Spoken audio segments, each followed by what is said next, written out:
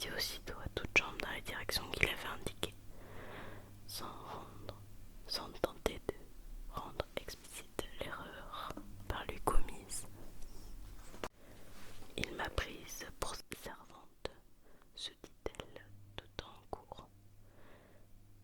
Quel va être son étonnement lorsqu'il saura qui je suis. Mais il vaut mieux que je lui rapporte son éventail et ses gants, si du moins je peux les retrouver. Comme elle prononçait ces mots, elle arriva tout à coup devant une coquette petite maison, sur la porte de laquelle une étincelante plaque de cuivre portait gravées les désignations de l'habitant J. Lapin. Elle entra sans frapper et gravit 4 à 4 l'escalier, redoutant d'y rencontrer la vraie Marianne et de se voir chassée de la demeure avant d'y avoir trouvé l'éventail et les gants. Comme cela semblait bizarre, se dit Alice, d'aller faire des commissions pour un lapin. Je m'attends bientôt voir Dinah m'envoyer faire ses courses, et elle se mit à imaginer les choses se passeraient en l'occurrence. Mademoiselle Alice, venez tout de suite vous apprêter pour la promenade. J'arrive dans 1 minute, nounou. Mais jusqu'à retour de Nina, il faut me surveiller ce trou de souris pour empêcher la souris d'en sortir. Seulement, poursuivit Alice, je ne sais pas ce que l'on garderait Dina à la maison si elle se mettait à donner aux gens des ordres comme cela.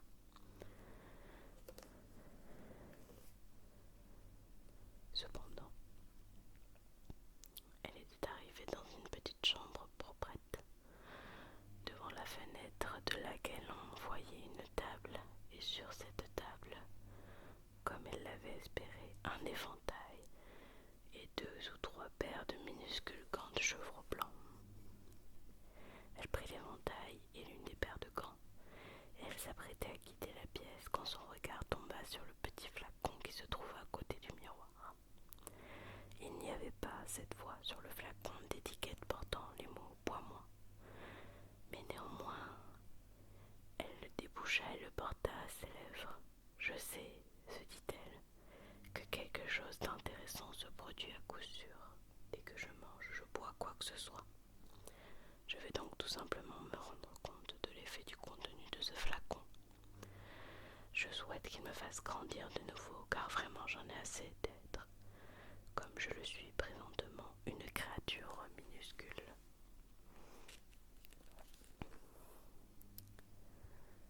Ce fut bien là ce qui se produit, et beaucoup plus tôt qu'elle ne s'y attendait. Avant d'avoir absorbé la moitié du contenu du flacon, elle constata que sa tête se trouvait pressée contre le plafond, et elle dut ployer les chines pour éviter de se rompre le cou. Elle reposa précipitamment le flacon en se disant « Cela suffit comme ça. J'espère que je ne vais pas grandir davantage. D'ores et déjà, je ne peux plus passer la porte. Certes, j'aurais mieux fait de n'en pas boire tant. » Hélas, les regrets étaient désormais superflus. Elle continuait de grandir.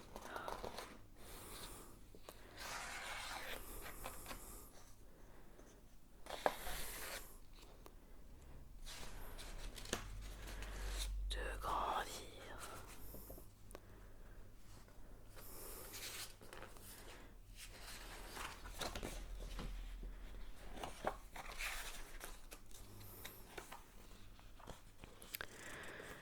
Tant et si bien qu'elle dut s'agenouiller sur le plancher. Un instant plus tard, elle n'avait même plus assez de place pour y demeurer à genoux. Elle s'efforça de se coucher, un coude contre la porte et l'autre bas replié sur la tête. Elle n'en continuait pas moins de grandir. Enfin, dans une suprême tentative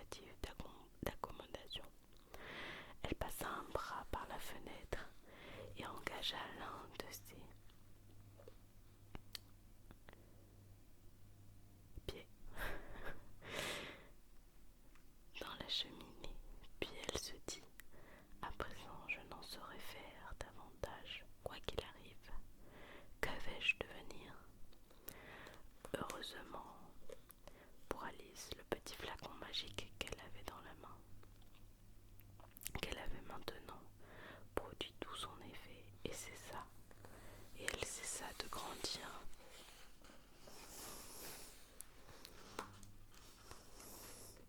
Pourtant, sa potion n'était rien moins que confortable. Sa position n'était rien moins que confortable, et comme il semblait pas qu'il y eût pour elle la moindre chance de jamais se ressortir de cette pièce, il n'est pas surprenant qu'elle se trouvât très malheureuse. C'était tout de même, pensa la pauvre Alice, bien plus agréable à la maison. Alors on n'était pas toujours en train de grandir ou de la rapetisser, et d'entendre des souris et des lapins vous donner des ordres. Je ne suis pas loin de souhaiter n'être jamais descendu dans ce terrier de lapins, et pourtant,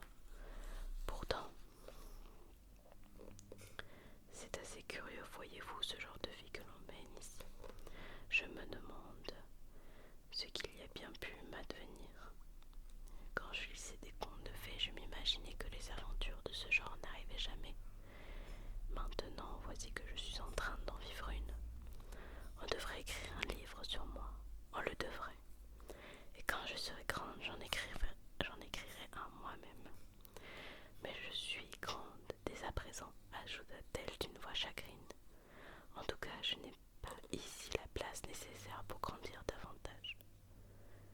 Mais alors, pensa Alice, ne deviendrai-je jamais plus âgée que je le suis actuellement? Ce serait une consolation en un sens que de ne jamais devenir une vieille femme, mais aussi toujours devoir apprendre des leçons. Ah, je n'aimerais sûrement pas cela. Ma pauvre Alice, que tu es donc bête, se répondit-elle. Comment pourrais-tu ici apprendre les leçons? Voyons, il y a à peine de place. Il y a à peine assez de place pour toi, et la moindre place pour un quelconque livre de classe. Et elle poursuivit son bavardage, prenant à tour de rôle considération le pour et le contre, et entretenant ainsi une vraie conversation lorsqu'au bout de quelques minutes, elle entendit une voix dehors et s'arrêta de penser pour l'écouter. « Marianne, Marianne, disait la voix, apporte-moi mes gants immédiatement. » Puis on entendit dans l'escalier un petit pas précipité. Alice comprit que c'était le lapin qui venait voir ce qu'elle faisait, et elle se mit à trembler au point d'ébranler la maison, oubliant tout à fait qu'elle était maintenant environ 1000 fois plus grande que le lapin et qu'elle n'avait aucune raison d'avoir peur de lui. À l'instant suivant, le lapin était devant la porte et il essayait de la faire pivoter de ses gonds. Mais comme cette porte s'ouvrait vers l'intérieur et comme Alice en bloquait le battant, son coude se tenta, avec son coude. Sa tentative échoua. Alice l'entendit murmurer: « Puisqu'il en est ainsi, je vais faire le tour et entrer par la fenêtre. » « Pour ça, tu peux toujours courir, » pensa Alice. Après avoir attendu le moment où elle crut entendre le lapin arriver sous la fenêtre, elle plongea brusquement le bras et fit le geste d'attraper ce qui se trouvait à la portée de sa main. Elle ne saisit rien, mais elle entendit un petit cri perçant suivi d'un bruit d'une chute et d'un fracas de verre brisé, qui lui donnèrent à penser que probablement le lapin était tombé au milieu de châssis d'une couche à concombre ou de quelque chose de ce genre. Ensuite, une voix courroucée, celle du lapin, s'éleva. « Pat, Pat, où êtes-vous » Puis une voix qu'elle n'avait encore jamais entendue.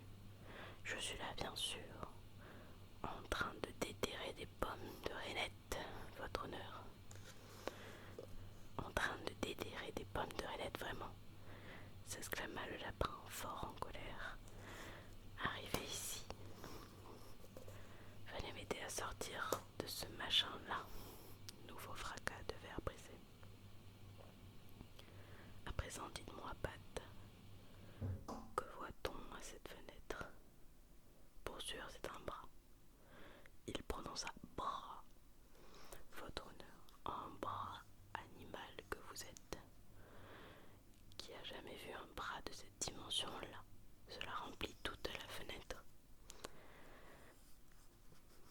sûr que ça la remplit, votre honneur, mais c'est un bras tout de même. Eh bien, en tout état de cause, il n'a rien à faire là. Allez l'enlever. Il y eut ensuite un lent silence, troublé seulement de temps à autre par quelques chuchotements indistincts. Pour sûr, je n'aime pas ça, votre honneur, du tout, du tout. Faites ce que je vous dis, espèce de poltron. Finalement, Alice allongea de nouveau le bras et fit une nouvelle fois le geste de saisir ce qui pouvait être à la portée de sa main. Cette fois, on entendit 2 petits cris et Deretchev, un fracas de verre brisé. Comment ont-ils donc de châssis de gauche à concombre, se demande-t-elle. Et que vont-ils entreprendre la prochaine fois? Si c'est de me faire sortir par la fenêtre, je souhaite seulement qu'ils y réussissent. Je suis certaine, pour ma part, de n'avoir nulle envie de rester enfermée un seul instant ici. Elle demeura quelque temps attentive, sans aucun autre bruit ne parvint à ses oreilles. Enfin, elle entendit un grondement pareil à celui que produiraient des petites roues de charrette et le brouhaha d'un bon nombre de voix parlant tout ensemble. Elle saisit quelques brides de phrases. Où est l'autre échelle? Voyons, je ne pouvais pas en apporter qu'une. C'est Bill qui a l'autre. Bill, apportez-la ici, mon garçon. Dressez-les contre cette encoignure-ci. Non, mettez-les d'abord bout à bout. Elles n'atteignent pas la moitié de la hauteur requise. Oh, cela irait comme ça. Ne faites pas la difficile. Tenez, Bill, attrapez-moi cette corde. Le doigt va-t-il supporter la charge? Attention à cette ardoise qui s'est détachée. Oh, elle dégringole, garde-sous. Grand fracas. Voyons qui a fait cela, c'est Bill, je le parie. Qui va descendre dans la cheminée? Non, non, pas moi, c'est vous qui descendrez. Pour cela, ne comptez pas sur moi. C'est vous, c'est à Bill d'y aller. Par ici, Bill, le maître dit qu'il faut que vous descendiez dans la cheminée. Ainsi donc, Alice, se dit Alice, Bill va devoir, n'est-ce pas, descendre dans la cheminée? Ma parole est à croire que toutes les corvées sont réservées à ce malheureux Bill. Pour rien au monde, je ne voudrais être à la place de Bill. Cet âtre, certes, n'est pas bien large, mais je pense pouvoir décrocher tout de même un bon petit coup de pied. Elle retira son pied de la cheminée autant qu'elle le put, et resta sans bouger jusqu'au moment où elle entendit un petit animal. Elle ne peut deviner à quelle espèce il appartenait, en train de s'agriffer jusqu'au-dessous d'elle, aux parois du conduit. Alors, elle se vit l'espèce l'appartenait, en train de s'agriffer juste au-dessous d'elle, aux parois du conduit. Alors, en se disant « Voici Bill », elle donna un violent coup de pied et prêta l'oreille afin de savoir ce qu'il allait se passer. Ce qu'elle entendit en premier lieu, ce furent plusieurs voix s'écriant en chœur « Voilà Bill qui s'envole !» Puis la voix du lapin seul « Attrapez-le, vous là-bas, à côté de la haie !» Suivit un silence, puis Deretchev parvint aux oreilles d'Alice un bruit confus de voix. « Soulevez-lui la tête. Un peu d'eau de vie maintenant, ne l'étouffez pas. Comment cela se est-il passé, mon vieux, et que vous êtes arrivé? Racontez-nous tout cela. » Enfin, s'élevant une petite voix faible et suraiguë. « Cela, c'est Bill, pensa Alice. Ma parole, je ne sais pas. Cela suffit, merci. Je me sens mieux à présent. Mais je suis bien trop bouleversée pour pouvoir vous dire tout ce que je sais. C'est que quelque chose m'est arrivé dessous, comme un diable qui sort d'une boîte, et que je suis partie dans les airs comme une fusée. C'est bien là que tu as fait, mon vieux, repartirent les autres. Il va falloir incendier la maison, dit la voix du lapin. Si jamais vous faites cela, je lance Dina à vos trousses, s'écria Alice de toutes les forces de ses poumons.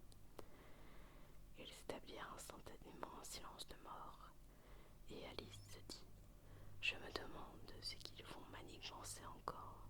S'ils avaient pour 2 sous de jugeote, ils enlèveraient le toit.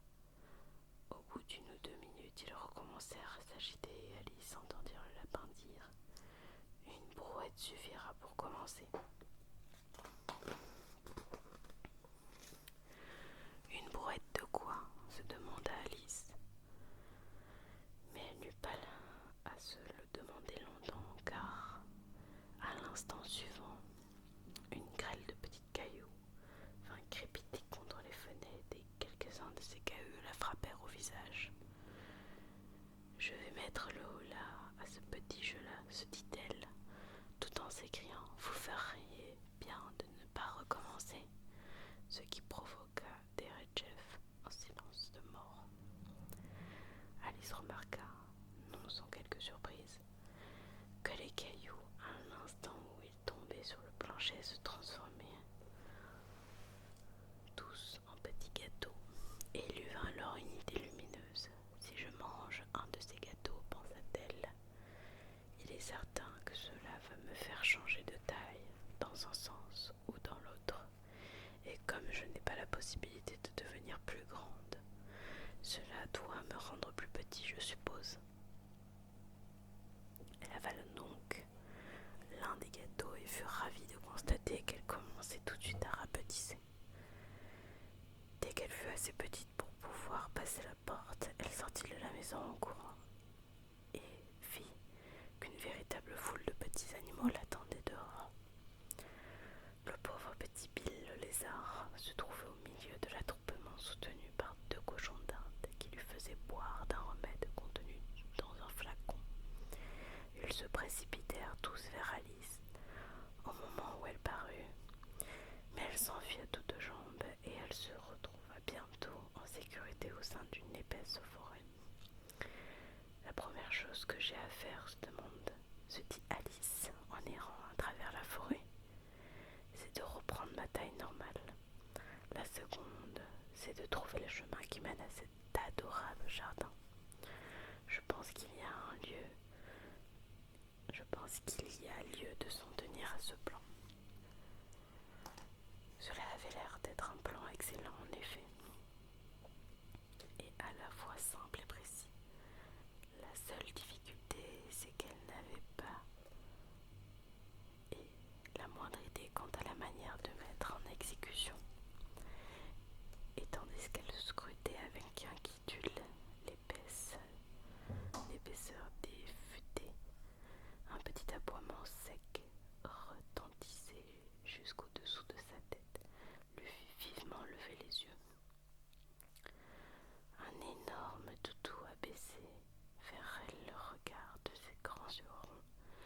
Elle lui tendait timidement une petite patte avec laquelle il essayait de la toucher. « Pauvre petit bébé, pauvre petite bête », dit Alice d'une voix cajoleuse, en faisant un gros effort pour essayer de le siffler.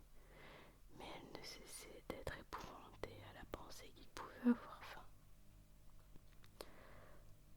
Auquel cas, il était très probable qu'il allait la dévorer en dépit de toutes ses cajoleries.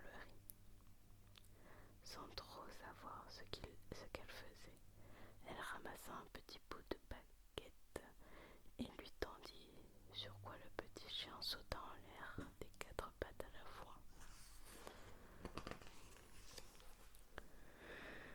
Avec un jappement de plaisir, elle se précipita sur la baguette qu'il fit mine de vouloir mettre en pièces.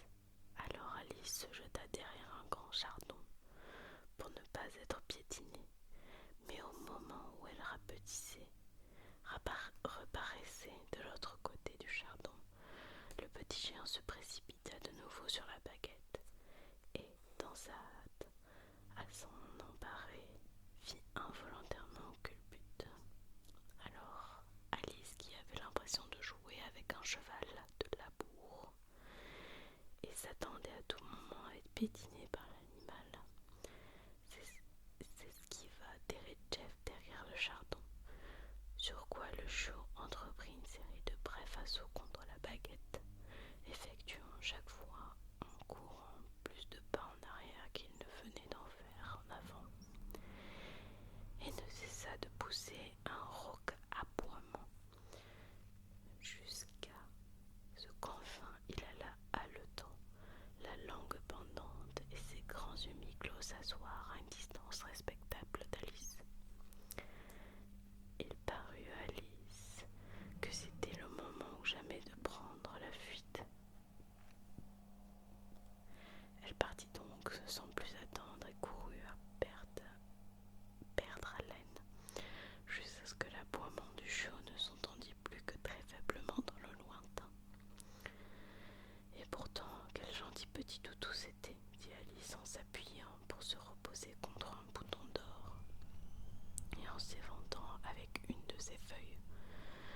J'aurais bien aimé lui apprendre des tours si seulement j'avais eu la taille qu'il fallait pour cela. Sapristi, j'avais presque oublié que j'allais devoir redevenir grande. Voyons, comment faire?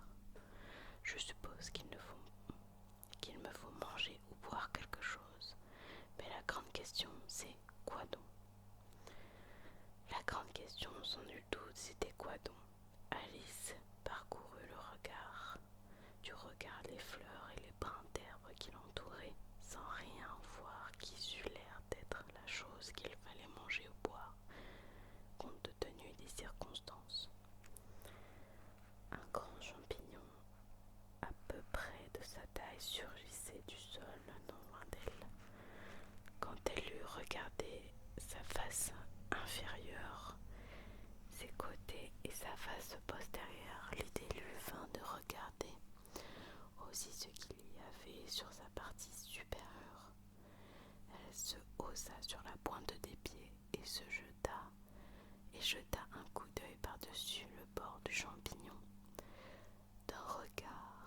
Son regard rencontra immédiatement celui d'un gros ver à soie bleue qui était assis au sommet du cryptogramme, les bras croisés, en train de fumer paisiblement un long hookah, sans prêter la moindre attention à Alice ou à quelconque.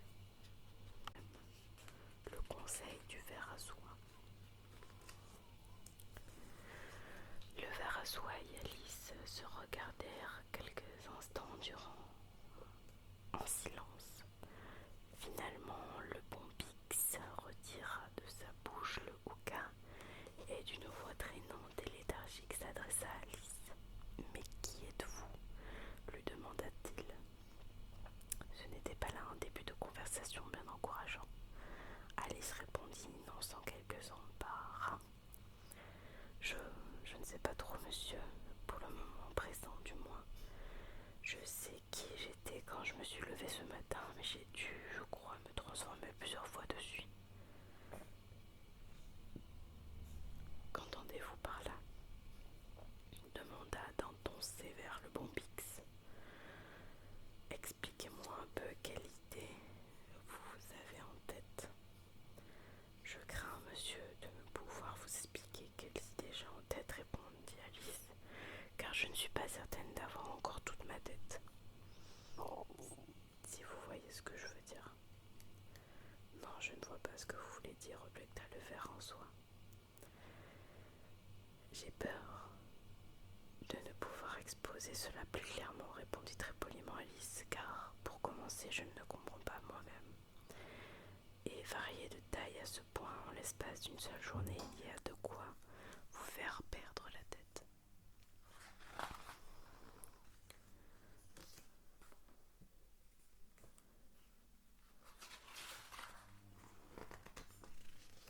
Allons donc, s'exclama le bon Bix. Eh bien, peut-être ne vous en êtes-vous pas encore rendu compte jusqu'à présent, dit Alice. Mais lorsqu'il vous faudra vous transformer en nymphe, cela vous arrivera un jour, vous savez. Et ensuite, en papillon, je pense que cela vous apparaîtra plutôt bizarre, ne le croyez-vous pas? Pas le moindre du monde, répondit le ver. Après tout, il est possible que vous voyez cela à votre façon, dit Alice. Tout ce que je sais, c'est que cela me paraît tout à fait bizarre à moi, à vous, fit d'un ton méprisant le bon Bix. Mais vous d'abord, qui êtes-vous? Cela leur ramenait au début de leur entretien. Alice ressentit une légère irritation d'entendre le ver à soie faire des remarques si désobligeantes. Elle se redressa de toute sa hauteur et déclara avec compunction.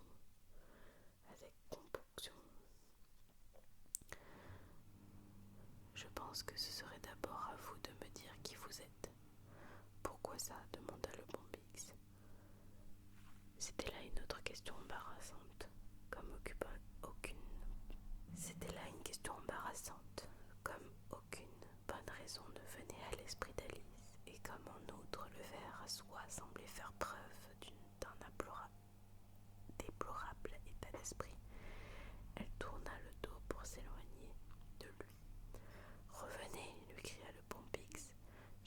chose d'important à vous communiquer.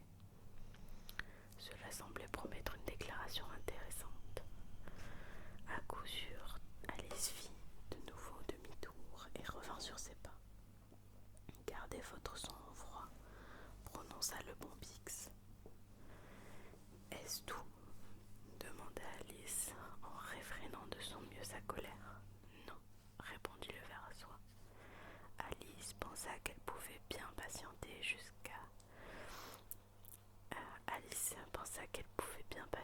puisqu'elle n'avait rien d'autre à faire et que peut-être le ver en soie finirait par lui dire quelque chose qu'il vaudrait la peine d'entendre. Pendant quelques minutes, le mont Bix, sans mot dire, exhala des bouffées de fumée. Puis finalement, il décroisa les bras, retira une nouvelle fois de sa bouche le hookah et demanda à son interlocuteur: Pensez donc n'être plus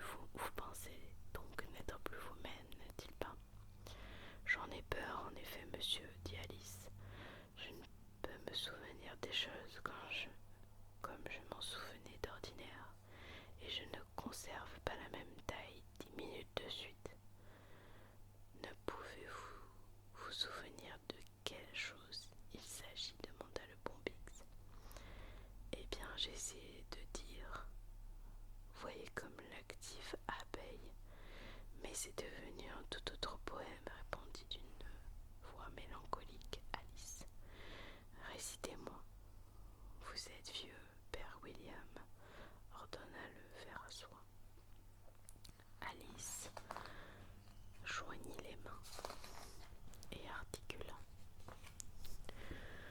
Vous êtes vieux, père William, dit le jeune homme, et vos rares cheveux sont devenus très blancs sur la tête. Pourtant, vous restez planté comme un poirier. Est-ce bien raisonnable, vraiment? Étant jeune, répondit William à son fils, je craignais que cela ne nuise au pensoir, mais désormais convaincu de n'en point avoir, je peux sans nul doute souci faire un tel exercice. Vous êtes vieux, dit le premier, je vous l'ai dit, et présentez un embonpoint un peu ordinaire. Ce nonobstant, d'un saut périlleux en arrière, vous franchissez le seuil. Pourquoi donc, je vous prie?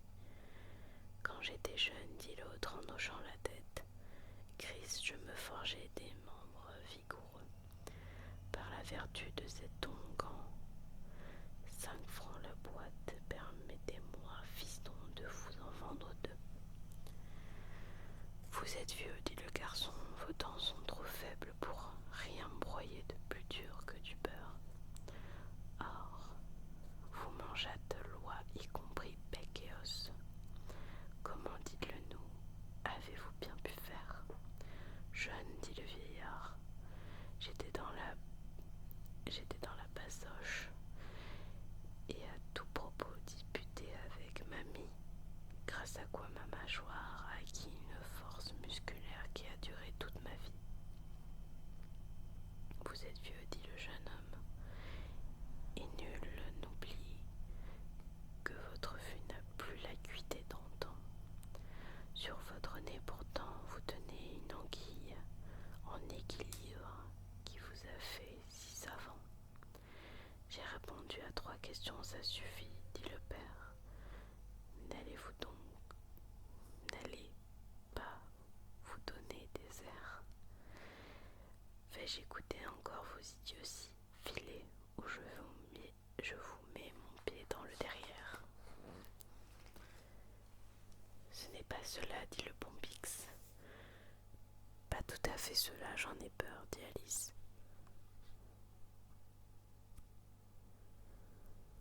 Assez peu fier, on aura remplacé par d'ailleurs un certain nombre de mots.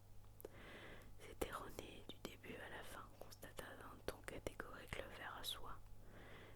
Puis il y eut quelques minutes de silence. Le bon Bix fut le premier à reprendre la parole. Quelle taille? Demanda-t-il, voulez-vous avoir? Oh, pour ce qui est de la taille, je ne suis pas difficile, se hâte de répondre Alice.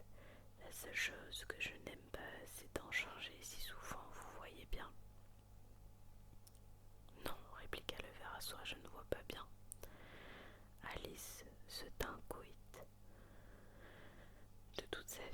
avait été à ce point contredite et se sentit qu'elle était en train de perdre son sang-froid. « Êtes-vous satisfait de votre taille présente ?» demanda le bon Bix. « Eh bien, monsieur, si vous n'y voyez pas d'inconvénient, répondit Alice, j'aimerais être un tout petit peu plus grande que je ne le suis. Avoir 7 centimètres de haut, c'est tellement pitoyable. » « Une taille très convenable, au contraire, riposta, en se redressant de toute sa hauteur et en prenant un air outragé le bon Bix. Il mesurait très exactement 7 centimètres.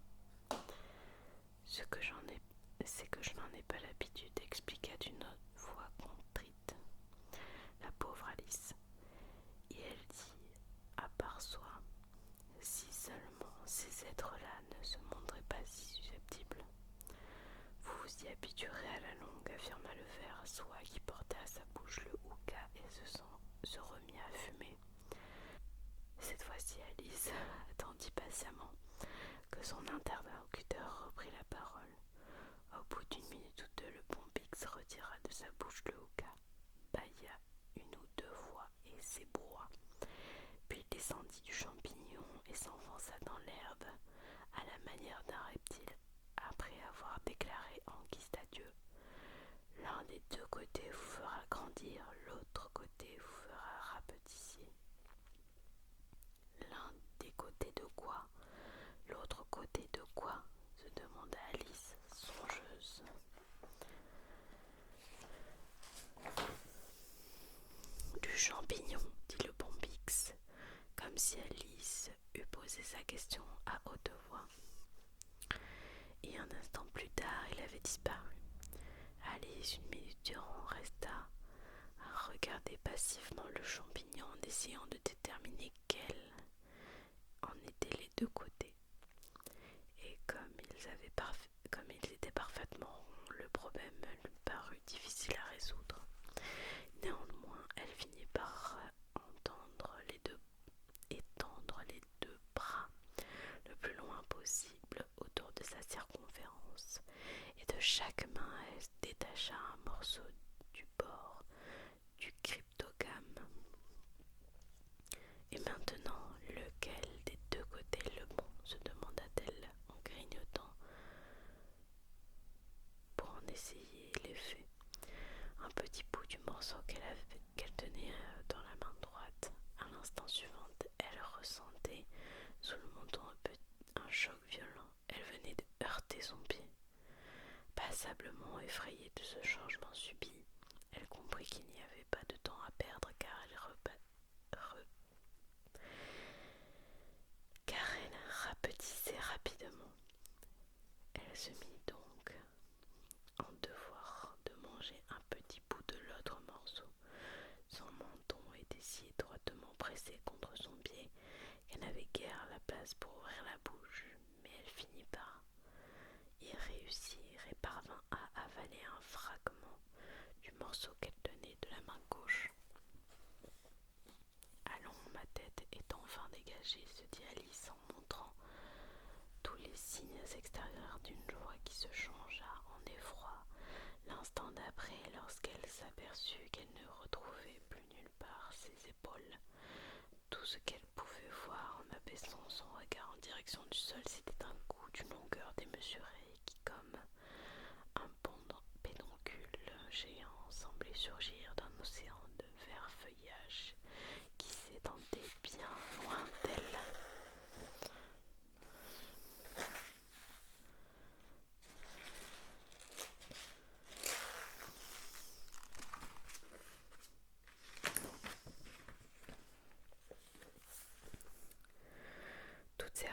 Toute cette verdure, qu'est-ce que cela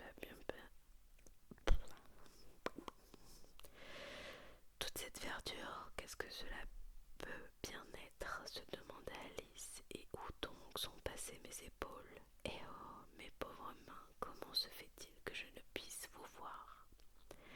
Elle les agitait tout en parlant, sans autre résultat que de provoquer un remuement infime au sein des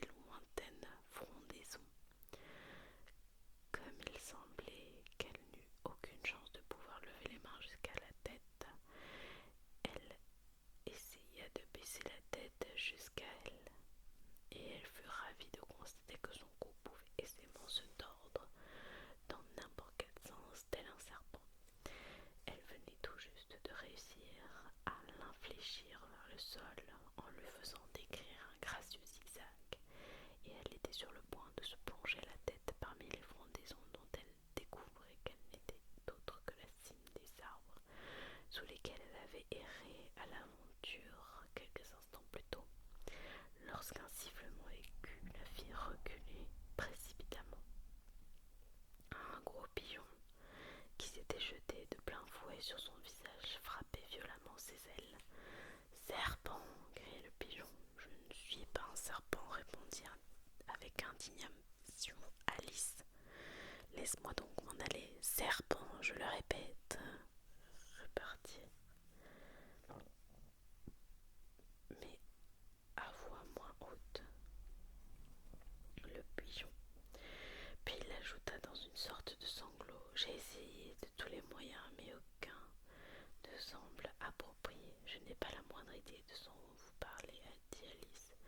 J'ai essayé dans les racines des arbres, j'ai essayé dans les talus, j'ai essayé dans les haies, poursuivant écouter le pigeon. Mais là, ces serpents, il n'y a pas moyen de les contenter. Alice était de plus en plus intriguée, mais elle pensa qu'il était inutile d'ajouter quoi que ce soit, que ce fut avant que le pigeon eût fini de parler. Comme si ce n'était pas assez de souci de devoir couver des œufs, dit le pigeon, il faut encore que les serpents me tiennent nuit et jour sur le qui-vive. Ma foi, je n'ai pas fermé l'œil une seule seconde depuis ces 3 dernières semaines. Je suis navrée d'apprendre que vous avez eu des ennuis, dit Alice, qui commença à deviner ce que le pigeon voulait dire. Et voilà, poursuit le pigeon, élevant la voix jusqu'au cri, voilà qu'au moment où j'avais jeté mon dévolu sur l'arbre le plus haut de la forêt, et où je pensais être enfin débarrassé d'eux, voilà que ces maudits tortillards se mettent à descendre du ciel. Fis donc, serpent. Mais je ne suis pas un serpent, vous dis-je, protesta Alice. Je suis une. Eh bien, qu'êtes-vous donc, dit le pigeon. Je vois bien que vous essayez d'inventer quelque chose. Je suis une petite fille, répondit sans grande conviction Alice, se rappelant toutes les métamorphoses qu'elle avait ce jour-là subies. Comme c'est vraisemblable, s'exclama le ton d'un profond mépris, le pigeon. J'ai vu nombre de petites filles dans ma vie, mais jamais aucune ne fut affligée d'un pareil coup. Non, vous êtes un serpent, inutile de le nier. Je suppose que vous allez à présent me dire que vous n'avez jamais goûté à un œuf. J'ai goûté aux œufs, certainement, dit Alice, qui était une petite fille très franche. Pour ce qui est de manger des œufs, les enfants, voyez-vous, n'ont pas grand-chose à envier aux serpents. Je ne vous crois pas, dit le pigeon, mais si ce que vous dites est bien vrai, les enfants ne sont qu'une variété de serpents. C'est tout ce que je peux dire. Ceci était une idée si nouvelle pour Alice qu'elle resta absolument sans voix, une minute ou deux durant. Ce qui donna au pigeon l'occasion d'ajouter: vous cherchez des œufs, je sais cela fort bien. Et dans ces conditions, que m'importe que vous soyez une petite fille ou un serpent? Cela m'importe beaucoup à moi, souhaita de dire Alice. Mais il se trouve que je ne suis pas en train de chercher des œufs. Et si j'en cherchais, ce ne sont pas vos œufs que je voudrais, je ne les aime pas crus. Eh bien, allez-vous-en alors, fit d'un ton maussade le pigeon en allant se réinstaller sur son nid. Alice s'accroupit au milieu des arbres, non sans peine, car son cou s'embarrassait continuellement parmi les branches, et à chaque instant elle devait s'arrêter pour les dégager. Au bout d'un certain temps, elle se souvint qu'elle tenait toujours en main les 2 morceaux de champignons et Alice s'accroupit au milieu des arbres, non sans peine, car son cou s'embarrassait continuellement parmi les branches, et à chaque instant elle devait s'arrêter pour le dégager. Au bout d'un certain temps, elle devait s'arrêter. Au bout d'un certain temps, elle ne se souvint qu'elle tenait toujours en main l'un des 2 morceaux de champignons. Elle se mit très prudemment en devoir de grignoter l'un des 2 morceaux, puis l'autre, grandissant parfois et d'autres rapetissant, jusqu'à ce qu'elle eût réussi à revenir à sa taille habituelle. Il y avait si longtemps qu'elle n'avait pas approché cette taille normale, qu'elle en ressentit tout d'abord une impression étrange, mais elle s'y habitua. En quelques minutes, se mit à se parler comme à son ordinaire. Allons, la moitié de mon plan est à présent réalisée. Comme toutes ces transformations sont déconcertantes, je ne suis jamais certaine de ce que je vais devenir d'une minute à l'autre. Néanmoins, j'ai découvert ma taille normale. J'ai recouvré ma taille normale. Le prochain objectif, c'est d'entrer dans ce merveilleux jardin. Comment y parvenir, je me le demande. En disant cela, elle arriva tout à coup dans une clairière où se trouvait une maisonnette haute d'1,20 m environ. Quels que soient ceux qui habitaient ici, pensa Alice, il ne saurait être question de me présenter à eux, grande comme je le suis, certes. Ils en mourraient de frayeur. Elle se remit donc à grignoter un morceau du champignon qu'elle tenait dans la main droite, et n'eut garde de s'approcher de la maison avant d'avoir vu sa taille réduire de 25